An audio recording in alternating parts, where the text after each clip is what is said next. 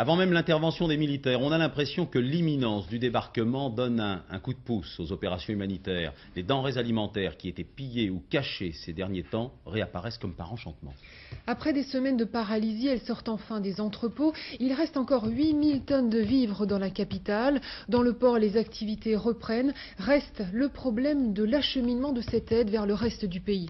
Reportage sur place de Valérie Fournieu et Christian Houtin. Les dockers du port de Mogadiscio ont retrouvé leur emploi. Après un mois de blocus, les deux chefs de gare rivaux se sont maintenant entendus pour laisser l'aide internationale sortir des entrepôts.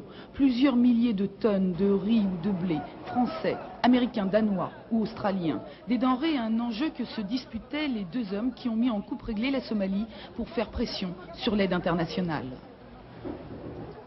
L'effet d'annonce de l'arrivée des soldats américains et français, donc que les armes ne seront plus seulement d'un seul côté, eh bien, a tout de suite un résultat. C'est-à-dire, on laisse passer l'aide, ça ne devient plus un enjeu, elle va enfin pouvoir, avec la sécurité rétablie, se répartir normalement comme elle doit l'être depuis longtemps. Donc, ça devrait aller un petit peu mieux et tout devrait mieux se passer.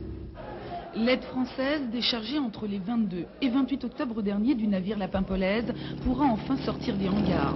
Mais son acheminement par convoi jusqu'aux villes qui en ont le plus besoin reste précaire. Les routes somaliennes sont truffées de ces fameux Mad Max qui pillent l'aide internationale depuis le début du conflit. Je suis très optimiste avec l'intervention militaire internationale. Leurs troupes vont rétablir le calme et la paix dans notre pays. Et j'espère bien qu'ils vont désarmer les Mad Max. À Mogadiscio, la nourriture ne manque pas. Les petits marchés du centre de la ville vendent la farine ou le riz, soit volés à l'aide internationale, soit obtenus en échange d'un travail avec elle. Mais ce n'est pas le cas à Baydoba ou Bardera, ces villes où respectivement 50 et 200 personnes meurent encore chaque jour de faim.